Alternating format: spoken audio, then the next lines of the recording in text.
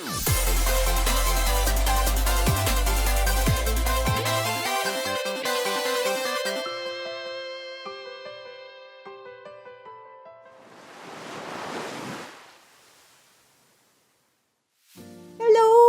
and welcome to another Bottle episode. Okay, does anyone else do this thing when you're like out in nature or like at a zoo or a museum and you come across this really, really cool creature and you're like, I can make a fursona out of that. I hope it's not just me. But anyway, it got me thinking. There's actually a fair few different kinds of creatures that I really enjoy, but I've never ever seen as someone's fursona. Despite many of them being perfect for fursonas, and yet they just don't get the love. On top of that, I am always getting asked, what do I consider the most unique species for a fursona? You can't get more unique than, not existing. So with that, here are 10 creatures that I have never ever seen as someone's fursona, but would really love to. Now, just because I haven't seen it, that doesn't mean it doesn't exist. Like, while writing this, I did Google a few out of curiosity, and I did actually come across some, but they were very far few in between. So for the sake of the video, when I say never seen, I mean like I've never come across someone organically who uses these creatures as their full-on identity and fursona. Hi there, I'm Pocari, and I'm a sodaroo. Well, that's really cool. I'm Barry, and I'm a lungfish. If that sort of makes sense. However, I am willing to bet that there are some creatures on this list that you have just straight up never heard of. So, without further ado, in no particular order, let's get on to the list.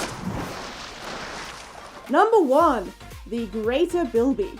The greater bilby is an absolutely adorable mammal native to the northwest deserts of Australia.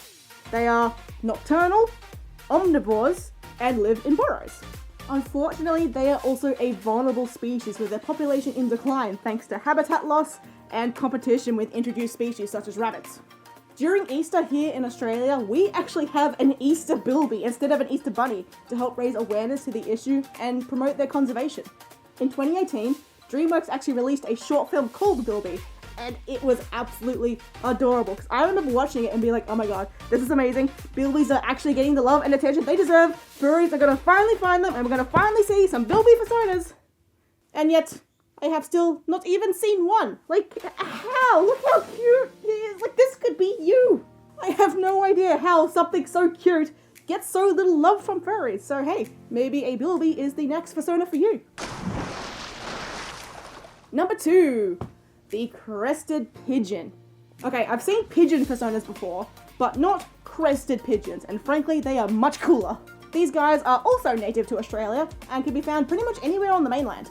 Every time I spot them in my backyard, my day gets a little bit better. Like, just look at them, just seeing them waddle around and their little mohawks bobbles as they walk. They're just so cute, my heart melts and On top of that, their feathers are absolutely gorgeous. Like, when the sunlight hits those wings just the right way, you see a massive array of purples, blues, greens, and yellows, super vibrant and super shiny. They'll use them too. Like, when they want to impress a lady friend pigeon, they'll go put it right up and do a little dance. Like, it is quite the sight to behold. But wait, there's more. Just when you thought they couldn't get more awesome, they have alarms built into their wings. Like, legit, they have a special pair of feathers that when flapped at the correct frequency will give off this squeaking sound. This particular squeak actually alerts the other pigeons in the area and lets them know that there's some danger afoot and you should probably fly off as well. Which they will usually do, creating a massive chorus of squeaky pigeons, which is unlike anything else I have heard in nature before. Crested pigeons are an incredibly underrated bird, and I am this close to making my own character of one. Number 3, the Dilute Tortishell cat. A tortoiseshell cat, or tortie for short, refers to cats like this that have the super duper marbled coats. Interestingly, torties are almost always female, and should you come across an incredibly rare male tortie, the poor bugger will most likely be sterile.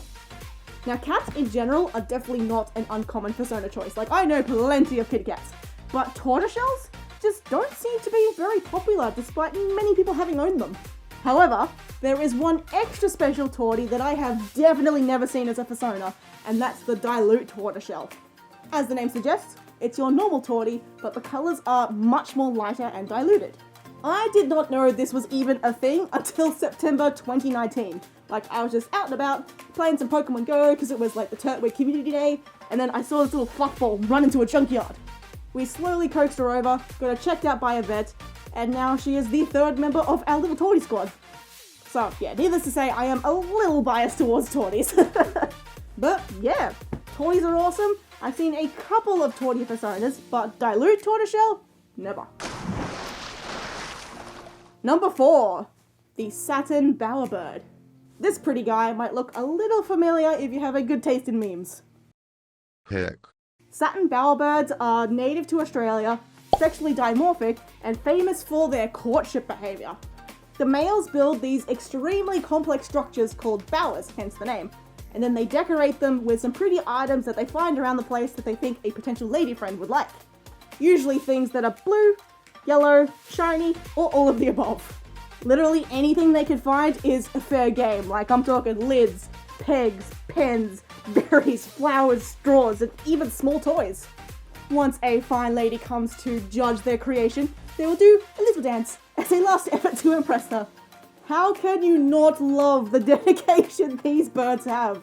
Especially after the meme brought them to light, I really thought that people would be able to identify with this passion and choose a bowerbird as their fursona, but yet, I haven't seen one.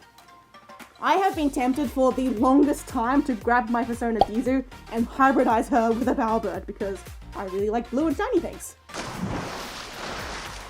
Number 5, the Wobbegong. The Wobbegong is a shark that is found in tropical waters in Australia and as far north as Japan, and they have been one of my favourite animals for the longest time. The colours are gorgeous, they are super duper cute with the little sharky beards, and the name Wobbegong is an absolute joy to say. The name is believed to have come from the Australian Aboriginal language meaning shaggy beard, which is absolutely perfect. They also get called wobbies for short, which is just the cutest name ever. There's actually 12 different kinds of Wobbegong to choose from, such as the spotted Wobbegong, the Japanese Wobbegong, or the tasselled Wobbegong. As for their behaviour, wobbies are ambush predators, using their flat stature to their advantage to remain stealthy and even go hunting in shallows. You definitely wouldn't want to have your feet nibbled by one of these guys. Like, once they bite, they are known to latch on and never let go. Well, nobody's died yet, but maybe lost a few toes. Sharks are a pretty common fursona choice, whether it's a pure shark, hybridized, or like in its own species like a manakit, but I've never seen anyone utilize Wobbegongs. They've got so much potential, it's honestly surprising. Number 6, the Legless Lizard. The name Legless Lizard may sound a little redundant because, you know, a lizard without legs is just a snake. But not these guys. They are literally just skinks without legs. Like, same sort of head shape, same sort of behavior, same sort of diet, just one's a noodle. No hissing, no forked tongue, no fangs, no venom, just noodle lizard. On most legless lizard species, you can actually see little nubs where their legs should have been. They just evolved without them. There's a couple of different legless lizard species that can be found in various places around the world, but my favourite has to be the Australian striped legless lizard. Why do you ask? Well, they squeak, and they can jump. They don't have legs, but they can jump. Tiny, screamy, jumpy noodle babies. Like, the fact they can jump without legs is truly inspiring. Like, don't let your dreams be dreams. I've never seen someone with a legless lizard fursona, but honestly, they would be a perfect candidate for someone who wants a fursona, but can't find their feet. You can go ahead and unsubscribe now. Number 7, the blue-banded bee. Blue-banded bees are, once again, native to Australia. Like, it's where I live. I'm gonna be the most familiar with these ones. And just by looking at it, like, how can you not immediately fall in love? Like, him fuzzy, him chunky. That's all my boxes ticked. I'm good. Unlike regular honeybees, blue-banded bees will nest exclusively in the ground. As far as I know, they don't actually produce honey. Like, I couldn't find anything super duper concrete in my research about that, so if I'm wrong on that one, please let me know. But they are super important to Australia's flora as pollinators. If you live in Australia, you can actually make a clay blue bee nest that will encourage them to come to your garden and keep everything healthy. Well, with the exception if you live in Tasmania. Like, I'm sorry guys, I'm sorry my family, but you've only got the invasive bumblebee, no bluebees. With the rise of fluffy insects fursonas like moths, I really thought blue-banded bees would be a much more popular choice, but I haven't seen a single one. Number 8, the Hyaenodon. The Hyaenodon is a genus of mammals that roamed Eurasia, Africa, and North America about 20 million years ago. Hey, extinct animals aren't off the table. I know a bajillion people with saber-tooth fursonas. The largest of the Hyaenodon was the Hyaenodon gigas, which, while still standing on all 4 legs, was over 1 meter tall. Despite the name, they are actually a completely different animal from hyenas and are actually more closely related to cats. They were the top predators of their time, thanks to their extremely strong jaw muscles allowing them to easily crush their prey in a single bite. I like how Wikipedia describes them as having, quote, a very massive skull, but only a small brain, which is honestly a mood.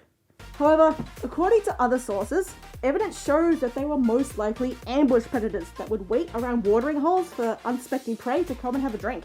That is a big brain move right there, still used by predators today. Hyaenodons are really cool, and once again, I really thought they would be more popular, especially after they got added to Ark Survival Evolved, but nope, still haven't seen them. I'm out of fingers, but let's just pretend. Number 9 is a spider. If you do not wish to see the spider, please jump to this timestamp right here, right now. Off you go. We'll see you later. Right, you gone? You good? Okay. Number 9. The green jumping spider. The green jumping spider is native to New Guinea and Eastern Australia, and it's probably my most favorite spider of all time. Like, I'm not one to get overly excited about a spider, like, I appreciate them, but I'd rather do it from a social distance, but green jumping spiders always get me excited. The green is just so nice and vibrant, and they're so adorable, I can't help but love them. They're sexually dimorphic in the best possible way as well. The females are almost entirely green and sport these absolutely gorgeous red and white masks. The males have brown-tipped legs, a brown mask, and tiny little hairs on the top of their head, which is literally called a top knot. Like, just look at them. You're fancy mans. They'll even help keep your garden's pest free with their amazing assassin skill. They do a little crawl, and then find them, they stalk, and they wait, and then up and down. Spider fursonas and spider hybrid fursonas aren't a very common thing, but it is definitely a thing. So I'm really surprised that no one has utilized the green jumping spider, especially with how gorgeous they look, how much personality they have, and how adorable they are.